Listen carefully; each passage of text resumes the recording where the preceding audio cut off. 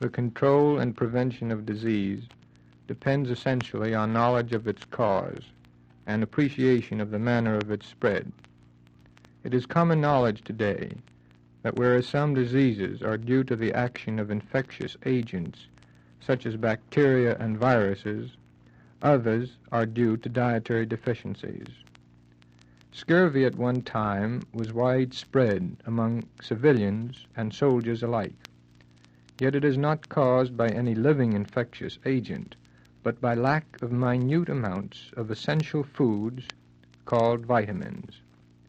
The foods in a normal balanced diet, when properly prepared, contain the needed requirement of these extremely important substances. It should not be necessary, therefore, when a good, balanced diet is maintained, to reinforce this with little pills.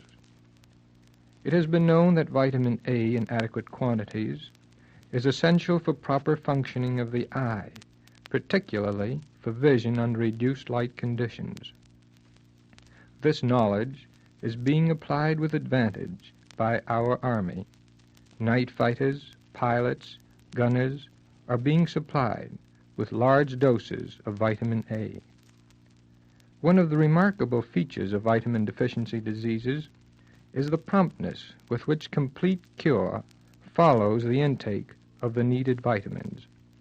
Nervous disorders, for example, brought on by lack of the vitamin B complex, rapidly disappear when the vitamin is supplied.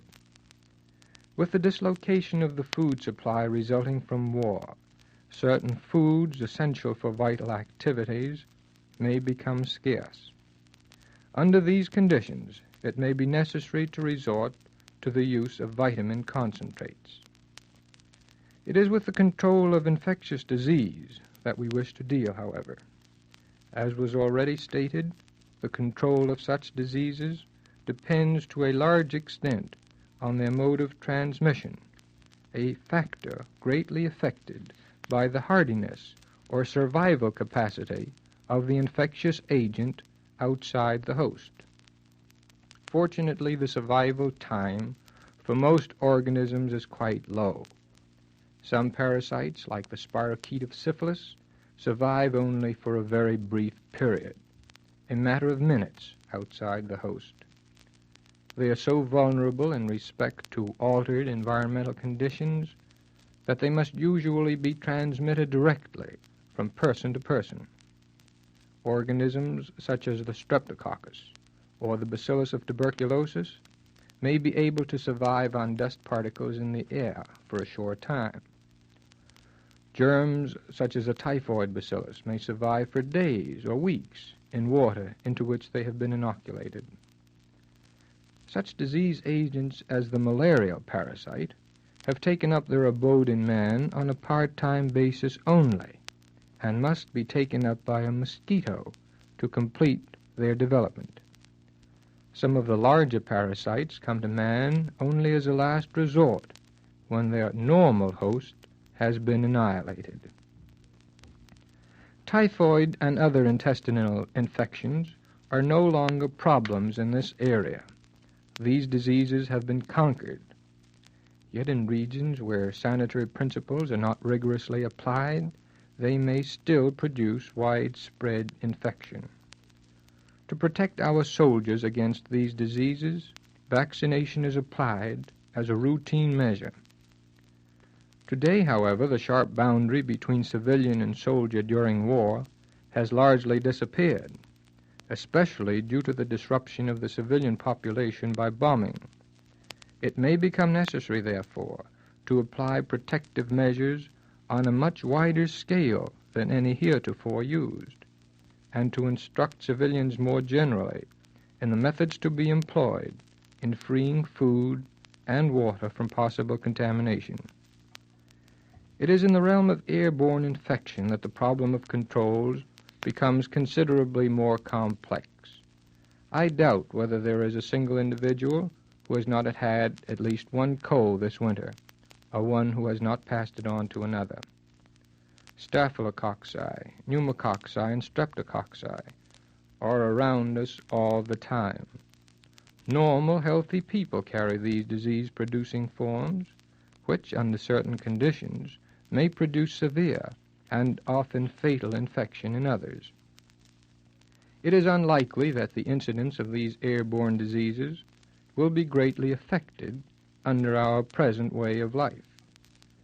But think in terms of the crowding and health hazards raised by underground, poorly ventilated bomb shelters. Indeed, here the problem looms so large that in England some of her foremost scientists are at work on the subject. The results of one such finding states that no method for the control of infection is as effective as adequate spacing of individuals combined with adequate ventilation. Other methods are of value only as second-rate substitutes where proper spacing and ventilation cannot be achieved. What are some of these other methods? Physical barriers, such as the wearing of masks, may be helpful, but are not advocated as a general procedure. The use of ultraviolet light as a means of sterilizing the atmosphere has been found to be satisfactory in the experimental laboratory and in the hospital operating room. Yet field tests carried on in wards and elsewhere yielded results which were not too encouraging. The use of germ-killing sprays called aerosols was introduced a few years ago and produced moderately successful results. Treatment of floors, blankets, and clothes with substances which will cause the dust particles to adhere instead of being dispersed into the air may likewise aid in the prevention of airborne disease. It may well be, then, that the possible added protection to be gained from crowded, rapidly improvised, poorly ventilated bomb shelters against man-made weapons of death may merely make us more vulnerable to our less conspicuous enemies. Adherence to the ordinary rules of personal hygiene will aid in protecting against respiratory infections spread through the air. An uncovered cough or sneeze sprays myriads of droplets into the air. The smaller ones may be carried long distances. The Army, by ingeniously reversing the head and foot positions of adjoining cots, provides a maximum distance between the heads of adjacent men. Airborne organisms and others are found on the skin and surfaces of the body and often lead to the infection of wounds. To the civilian and soldier alike, the greatest godsend of recent times in the recovery from a variety of diseases, in the treatment of infected wounds and burns, has been sulfanilamide and its derivatives. Pneumonia, peritonitis, streptococcus, and other infections have responded miraculously to this treatment. If the spread of airborne infection often appears mysterious and its paths remain uncharted, the situation is markedly different in such infections as malaria and yellow fever. To most of the population of our city, insects are nothing but pests. They make us uncomfortable in the country. They even invade the privacy of our homes. But they are of infinitely more than nuisance value. The mosquito, the louse, and the flea together have no doubt been responsible for a larger number of deaths the world over than the total number yielded by the sword or gun, since these were invented by man. The most widespread disease in which insects are known to be implicated is malaria. As one author states, malaria is as commonplace as poverty and just about as persistent. It is found the world over, including our own country. We know that the elimination of the disease-carrying mosquito would eradicate the disease. We have known that fact for decades. And yet in India alone, during 1 year, and this in 1936, not in dark antiquity, 1.5 million deaths were attributed to malaria. The parasite producing the infection in man does not infect any other animal. Yellow fever of the epidemic type is spread, as far as we know, by a single species of mosquito whose habits and natural history are constant, so that adequate measures for its eradication can be taken. Malaria, on the other hand, is a much more difficult problem to control. It is spread by a variety of mosquitoes. Each species has its own peculiarities. Some breed in shallow, stagnant swamps and marshes. Others infest moving streams. Some can fly a long distance, and others cannot.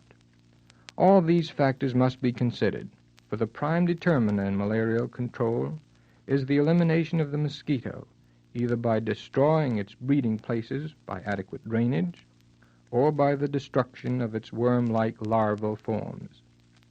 Antimalarial measures are being widely applied in the southern United States, and the Army is aiding in this task. No discussion of insect-borne disease in war would be partially complete without reference to typhus fever. It has produced frightful epidemics in Europe. We in this country have our own native form of typhus fever, but here it is essentially a disease of rats. We need fear neither the European nor our own form, for both are controlled by simple measures which are being widely applied. The factor of prime importance in the control of this scourge is cleanliness. Under such conditions, lice do not thrive, and lice are required for the spread of the infection from sick to healthy people. The government is spending large sums in efforts to keep the rat population in check. Not only are rats important in the spread of our endemic type of typhus fever, but they are likewise concerned in the spread of a variety of other diseases. In Britain, the large-scale bombings have made the problem of rat control an important aspect of public health. Some diseases are transferred from one human being to another by direct contact, and in theory, at any rate, such infections should be easily controlled. The venereal diseases fall into this category. The incidence of these diseases in the last World War was high. We may expect, with the prominent role education has played since that time, that such incidence will be greatly reduced. We have attempted in this brief time to outline some of the general methods which are employed in the control of disease. Since World War I, we have made progress in numerous phases of the subject. More stringently applied preventive measures and the introduction of the sulfonamide drugs promise to reduce greatly the distress and loss of manpower resulting from disease. Past experience has shown that the exigencies of war stimulate the development of new techniques and new procedures in the control and treatment of disease. We cannot predict what startling discoveries may be made as a direct result of this war. It is unlikely that the civilian population of this country will be exposed to any new hazards from disease. In Europe, with its malnutrition and the disorganization of its people, the picture may be very different. The public health officials will do their share to keep our microbial enemies from these shores. We can aid in preventing the spread of infectious disease by keeping our resistance high and rigorously applying the simple measures of personal hygiene.